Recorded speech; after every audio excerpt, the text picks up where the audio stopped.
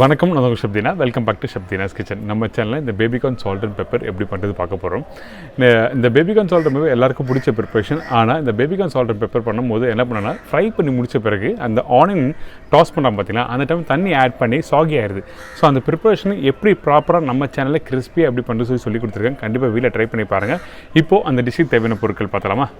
Baby corn salt and பெப்பருக்கு தேவையான பொருட்கள்: baby corn 2 packet, பெரிய வெங்காயம் 1, 3/4 டீஸ்பூன் பூண்டு, இஞ்சி 3/4 டீஸ்பூன், பச்சை மிளகாய் 1 teaspoon, vinegar 2 table spoon, pepper 1/2 table spoon, உப்பு தேவையான அளவு, soya sauce 1 table spoon, cornflour 3 table spoon, spring onion தேவையான அளவு, மைதா 1 டேபிள் ஸ்பூன், எண்ணெய் ஃப்ரை பண்ணுறதுக்கு தேவையான அளவு. இதாங்க இந்த ப்ரிப்பரேஷன் தேவையான பொருட்கள்.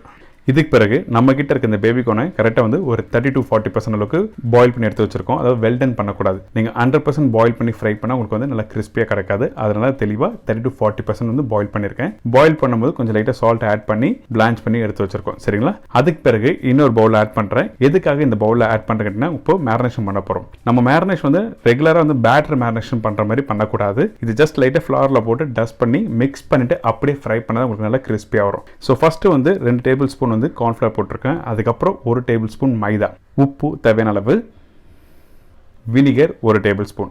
இதெல்லாம் போட்ட பிறகு ஜஸ்ட் லைட்டாக மிக்ஸ் பண்ணுங்கள். மிக்ஸ் பண்ணி முடிச்ச பிறகு திருப்பி வந்து கார்ன்ஃப்ளவர் மேலே போட்டு மிக்ஸ் பண்ணுவோம். எதுக்காக அப்படி கார்ன்ஃப்ளவர் வந்து நீங்கள் செகண்ட் டைம் போட்டு மிக்ஸ் பண்ணுறேன்னு கேட்டிங்கன்னா, அப்போ தான் உங்களுக்கு வந்து உதிரியாக வரும். அதனால தான் தெளிவாக வந்து செகண்ட் டைம் வந்து இன்னொரு டேபிள் ஸ்பூன் கார்ன்ஃப்ளவர் போட்டு மிக்ஸ் பண்ணுறோம். இப்போ பாருங்கள், இப்போ மிக்ஸ் பண்ணி முடித்த பிறகு உங்களுக்கு வந்து நல்லா உதிரியாக தான் இருக்கும். இந்த டைமில் திருப்பி கார்ன்ஃப்ளவர் போடும்போது உங்களுக்கு வந்து நல்லா தனித்தனியாக வந்துடும். எக்காரணத்தை கொண்டும் நீங்கள் தண்ணி ஆட் பண்ணக்கூடாது. தண்ணி வேணால் ஜஸ்ட் 1 டேபிள் ஸ்பூன் அளவுக்கு லைட்டாக மேலே தெளிக்கலாம், ஊற்றக்கூடாது. சரிங்களா? ரொம்ப இம்பார்ட்டன்ட். அப்படி தண்ணி ஆட் பண்ணால் உங்களுக்கு வந்து அந்த கார்ன்ஃப்ளவரும் மைதாவும் உங்களுக்கு வந்து பேட்டர் மாதிரி ஆகிடும். ஃப்ரை பண்ணி எடுக்கும்போது உங்களுக்கு நல்லா கிறிஸ்பியாக கிடைக்காது. இப்போ ரெடி ஆகிடுச்சு. நல்லா உதிரியாக இருக்குது. இதுக்கு பிறகு நம்மக்கிட்ட எண்ணெய் நல்லா சூடாக இருக்குது. எண்ணெய் சூடான எண்ணெயில் மட்டும்தான் ஆட் பண்ணோம். மீடியமான ஃப்ளேமில், லோ ஃப்ளேம்லலாம் அப்படி போடக்கூடாது. சரிங்களா? ஹை ஃப்ளேமில் இருக்க எண்ணெய் நல்லா சூடான பிறகு 1 by 1 போட்டு ஃப்ரை பண்ணி எடுத்துருங்க. கையில் நீங்கள் போடும்போது நீங்கள் ஒன்றுனா தனித்தனியாக உதிரியாக போட்டிங்கன்னா உங்களுக்கு கரெக்டாக வரும். சரிங்களா?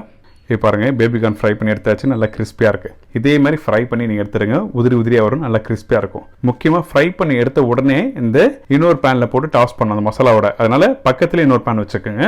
சரிங்களா? இப்போ இன்னொரு பேனில் வந்து ஆயில், அதுக்கப்புறம் பூண்டு, பச்சை மிளகாய், இஞ்சி ஃபஸ்ட்டு தாளிப்பாக ஆட் பண்ணியிருக்கோம். இந்த 3 இன்க்ரீடியன்ஸும் ரொம்ப இம்பார்ட்டன்ட். இந்த இஞ்சி, பூண்டு, பச்சை மிளகாய் கரெக்டாக ஆயில் நல்லா சூடான பிறகு அது போட்டிங்கன்னா உங்களுக்கு நல்லா பொரிஞ்சு வரும். அதுக்கு பிறகு வந்து பொடிசாக கட் பண்ணி வச்சிருக்க வெங்காயம் நல்லா ஃபைன் சாப் பண்ணியிருக்கணும்.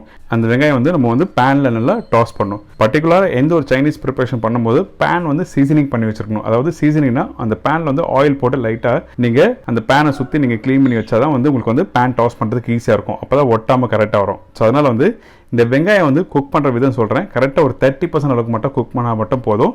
அதுக்கு பிறகு நம்மக்கிட்ட இருக்க இந்த soya sauce 1 table spoon, vinegar 1 table spoon போட்ட பிறகு ஃப்ரை பண்ணி வச்சுருக்க பேபிகார்ன் ஆட் பண்ணுறோம். உடனே ஆட் பண்ணோம். நீங்கள் வெங்காயத்தை வந்து ரொம்ப நேரம் சோயா சாஸ் ஆட் பண்ண பிறகு குக் பண்ணக்கூடாது. சரிங்களா? ஜஸ்ட் மிக்ஸ் பண்ண உடனே பேபிகார்ன் ஆட் பண்ணுறோம். அப்போ தான் உங்களுக்கு நல்லா கிரன்ச்சியாக வரும். நீங்கள் இதில் தண்ணி எதாவது ஆட் பண்ணிங்கன்னா அந்த மசாலாவோட, அப்போ என்னன்னா அந்த பேபிகார்னும் அந்த வெங்காயம் அந்த மசாலா குக் பண்ணும்போது உங்களுக்கு வந்து சாகி ஆகிடும். சாகி ஆகிடுச்சுன்னா உங்களுக்கு அந்த பேபிகார்ன் சால்ட் அண்ட் பெப்பர் கிறிஸ்பியாக இருக்காது. இப்போ பேபிகார்ன் ஆட் பண்ணியிருக்கோம். சால்ட் தேவையான அளவுக்கு ஆட் பண்ணியிருக்கேன்.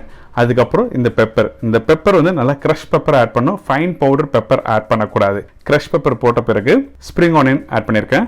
அதுக்கு பிறகு நீங்கள் உங்கள் கடாயை வந்து கையில் பிடிச்சிட்டு நல்லா ஃபாஸ்ட்டாக நல்லா மிக்ஸ் பண்ணி எடுத்தீங்கன்னா அந்த பேபிகார்ன், வெங்காயம், பச்சை மிளகாய், இஞ்சி, பூண்டு எல்லாமே நல்லா கரெக்டாக மிக்ஸ் பண்ணி இந்த மாதிரி ரெடி ஆகிடும். இன்றைக்கி ஒரு சூப்பரான ஸ்டைலில் பேபிகார்ன் சால்ட் அண்ட் பெப்பர் எப்படி பண்ணுறது சொல்லி கொடுத்துருக்கேன். கண்டிப்பாக வீட்டில் ட்ரை பண்ணுங்கள்.